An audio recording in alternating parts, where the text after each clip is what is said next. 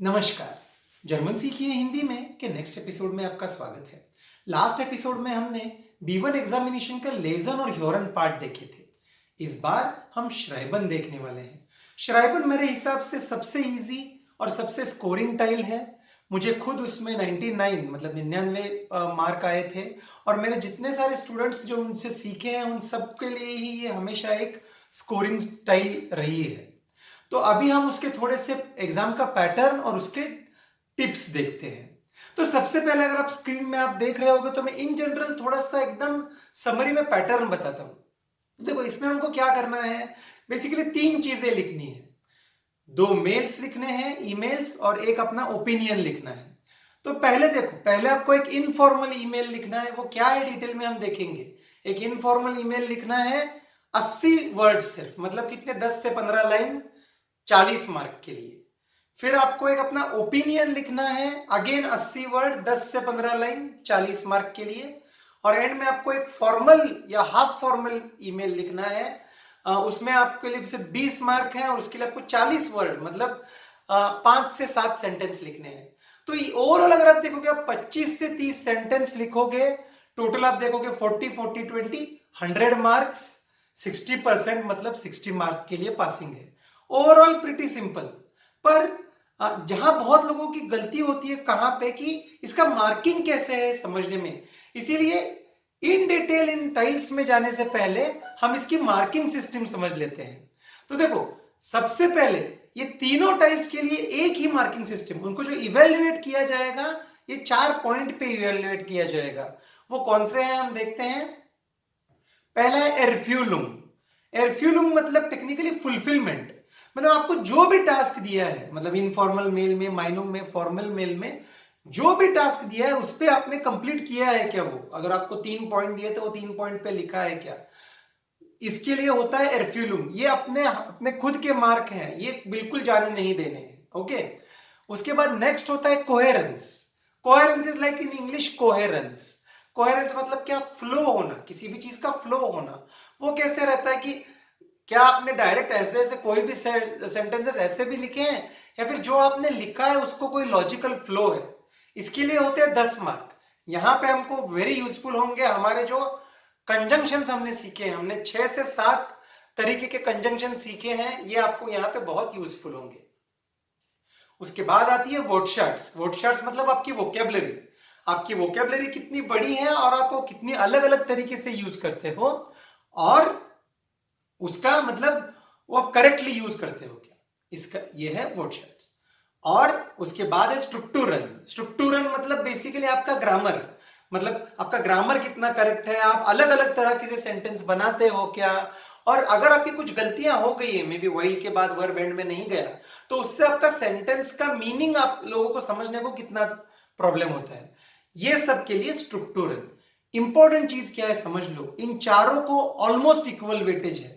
अगर आप देखोगे 10-10-4, 10-10-4, 10-10-6, 10-10-6, तो it's almost everything is about 25% marks. तो हमेशा याद रखना, अनफॉर्चुनेटली क्या होता है, जनरली लोग सिर्फ वर्डशॉट्स पे ही ध्यान देते हैं, पर स्पेशली कोहेरेंस और एरफ्यूलुम हमारे मार्क्स है, उन पे भी ध्यान देना है। ये समझ में आया। तो अभी हम इन डिटेल हर एक टाइल देखते हैं। तो सबसे पहले हम देखते हैं पहली टाइल। उसमें आपको क्या करना है, आपको एक ईमेल लिखना है इनफॉर्मल, दोस्त को लिखना है। तो किस फॉर्म में लिखोगे, डू फॉर्म में, करेक्ट। और फिर उसमें जनरली क्या होता है, आपने कोई चीज की होती है कि भाई आपने कोई कोर्स किया होता है, या फिर आपका बर्थडे हुआ, या आप कहीं घूम के आए हो और आप अपने दोस्त को वो बता रहे हो, और आपको उसमें से क्या अच्छा लगा जनरली, और फिर जनरली आप सजेस्ट करते हो कि क्या हम मिले क्या। इतने 3 पॉइंट जनरली होते हैं, आप वो इसमें देख सकते हो। अभी आप देखोगे फॉर एग्जांपल इसमें क्या है, देखो कि बाबा आपका बर्थडे हो गया था, आपको दोस्त को बताना है कि भाई वो दोस्त नहीं आ पाया था, तो उसको बताना है कि भाई कैसे हुआ बर्थडे, मुझे कौन सा गिफ्ट सबसे अच्छा लगा, और एंड में मतलब एक मिलने के लिए सजेशन दो। सिंपल है राइट। टोटल हमको कितने 10 से 15 सेंटेंस बनाने हैं, तीनों पॉइंट कवर करने हैं। तो देखो सबसे पहले आप दोस्त को लिख रहे हो, इसलिए दू तो क्लियर है।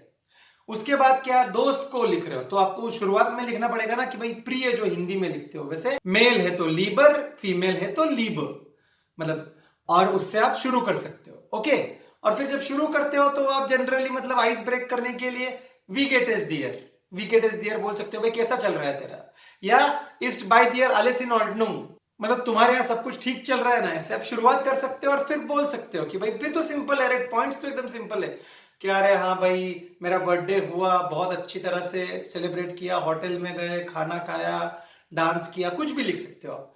और फिर दूसरे पॉइंट पे बोल सकते हो कि मुझे बहुत सारे गिफ्ट मिले, पर सबसे अच्छा गिफ्ट मुझे अपने पापा का लगा क्योंकि मुझे बुक्स पसंद है, उन्होंने मुझे एक बुक्स दी, कोई भी लिख सकते हो आप, सिंपल है, राइट। और फिर एंड में बोल सकते हो कि भाई अरे यार हम मिल सकते हैं क्या नेक्स्ट संडे को, मुझे तुमको फोटो भी दिखाने हैं, मतलब आप बोल सकते हो können wir uns am Samstag treffen, या फिर अगर आपको कात्सवा यूज करना है wie wäre es wenn wir uns am Samstag treffen, कर सकते हो आप, समझ रहे हो।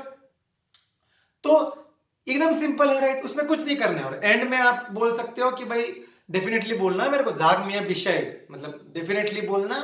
और फिर एंड में जैसे हम हिंदी में लिखते हैं वैसे ही फीला ग्रुसा या लीबा ग्रुसा लिख सकते हो, मतलब कि वार्म रिगार्ड्स, ऐसे काइंड ऑफ फीला ग्रुसा या लीबा ग्रुसा, क्योंकि इनफॉर्मल है। और एंड में सिर्फ आपका नाम, क्योंकि दोस्त को लिख रहे हो, राइट, सरनेम लिखने की जरूरत नहीं है।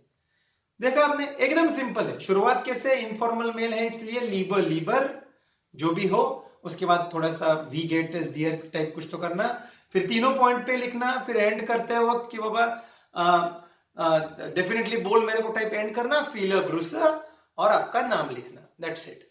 याद रखना इनफॉर्मल मेल डू से लिखना है, एकदम सिंपल है, राइट। नेक्स्ट जो टास्क है या नेक्स्ट जो टाइल है वो एकदम सिंपल है ये भी।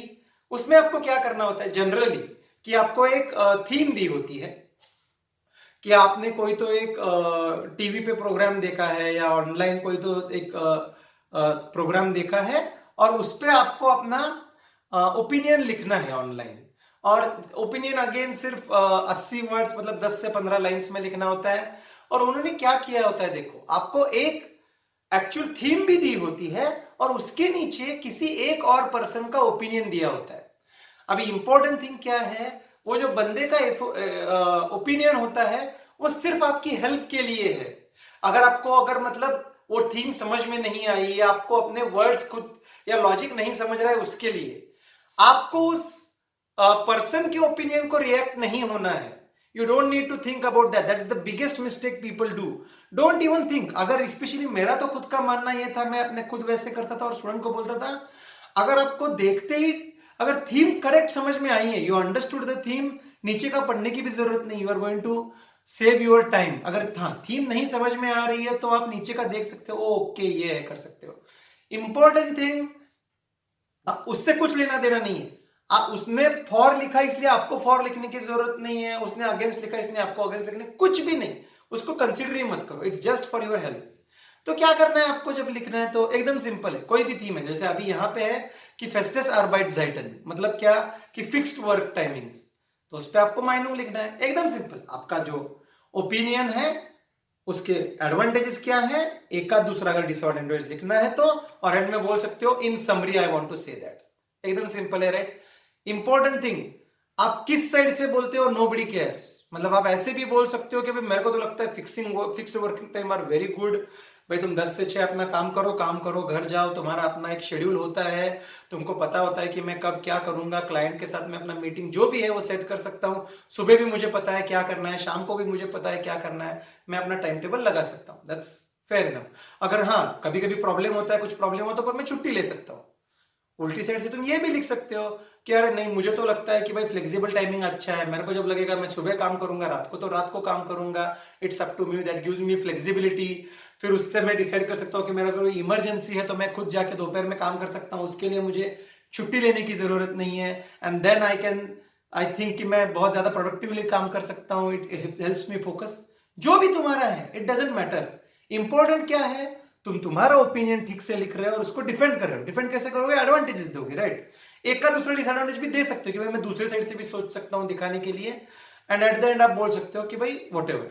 तो उसके लिए क्या करना है, नॉर्मल है, मैं खुद करता था, मुझे अच्छा लगता था, इश बिन देयर माइनुंग दास, कि भाई मेरा ये मानना है कि आप कुछ भी कर सकते हो, इश ग्लाउबो वगैरह कुछ भी, फिर बीच में अपना पॉइंट लिखना, फिर बोल सकते हो एस गिफ्ट फीलर फॉर्टाइलर, उसके बहुत सारे एडवांटेजेस हैं, एक आध दूसरा लिखना है नाकटाइल तो नेचुरलिश गिफ्टेस नाकटाइला आउक, मतलब नेचुरली नाकटाइला भी होंगे। और एंड में मेरा पसंदीदा है जुजामिन फासन म्यूस्टाइस जागंदास, मतलब जुजामिन फासन, मतलब इन समरी मैं फिर एक बार बोलना चाहूंगा कि ऐसे आप बोल सकते हो, राइट। Very simple. एक मतलब आपको सिर्फ थीम समझ में लेनी है, अगर डायरेक्ट समझ में आई अच्छी बात है, नहीं आई तो नीचे का इससे आप उसका लॉजिक लगा सकते हो। देखो it all depends on you, if you are confident enough आप डायरेक्ट लिख सकते हो, नहीं है तो उसके थीम से कुछ वर्ड्स वगैरह आप ले सकते हो, but don't copy it, that will not help you. समझ रहे हो? इन आइडियल वर्ल्ड कंप्लीटली अपना लिखो। क्लियर है ये कंसेप्ट सबको? अभी थर्ड है, वो सबसे इजी है। ये क्या है, आपको एक फॉर्मल लेटर लिखना है, 20 मार्क के लिए है, 5 से 7 लाइन लिखनी है आपको, 40 word. Most of the times concept ये होती है कि भाई आपको किसी ने कोई अपॉइंटमेंट दी है और आप नहीं आ सकते, सॉरी बोलना है, बाद में आऊंगा बोलना है, या फिर आपको किसी के साथ एक अपॉइंटमेंट सेट करनी होती है। Very simple, right. अभी ये फॉर्मल या हाफ फॉर्मल है, तो आप कैसे करोगे? जी फॉर्म में, आप फॉर्म में करोगे। और शुरुआत कैसे करोगे उसके लिए एक स्ट्रक्चर है। अगर जनरली वो पर्सन का नाम दिया होगा तो वो लेडी है तो जहर गिहर ट फ्राउ डॉट डॉट डॉट, अगर वो जेंट्स है तो जहर गिहर टर हेर डॉट डॉट डॉट आप कर सकते हो। इन वर्स्ट केस अगर नाम ही नहीं दिया हो तो जैसे हम इंग्लिश में रिस्पेक्टेड सर और मैडम करते हैं, वैसे यहाँ पे जहर गिहर ट दामन और हेरन भी आप कर सकते हो। ओके, ये सिर्फ शुरुआत हुई। अभी फॉर्मल लेटर है तो कोई आइस ब्रेक वगैरह करने की जरूरत नहीं, सीधे पॉइंट पे आओ।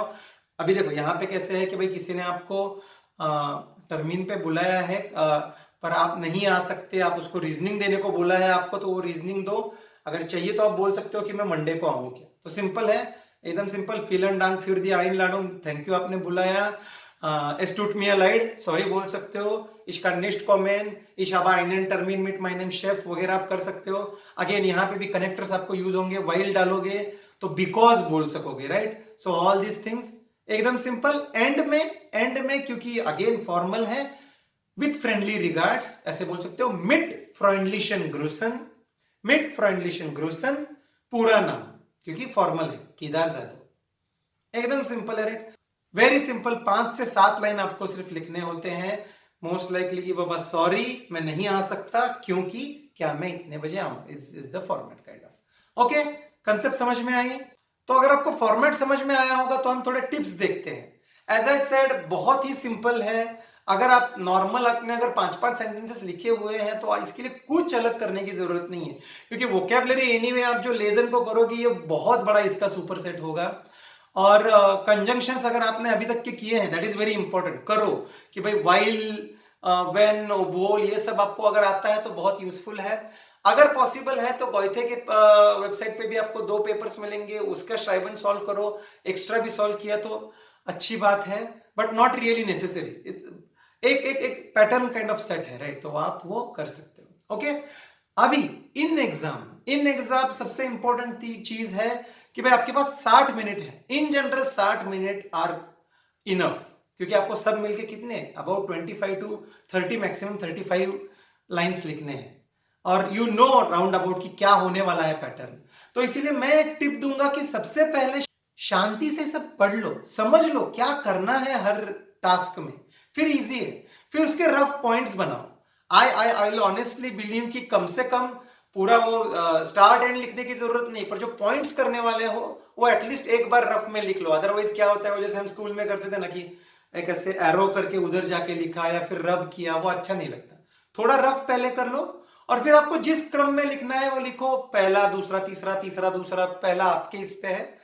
एक टिप मेरे लिए यूजफुल थी कि भाई फर्स्ट अगर मतलब आप 1 2 3 लिखे हो तो पहले एक लिखने के बाद उसको चेक करने मत जाओ, वो उसके मिस्टेक नहीं दिखते। पहले 1 2 3 लिख लो, फिर चेकिंग को जाओ 1 2 3, दैट विल हेल्प।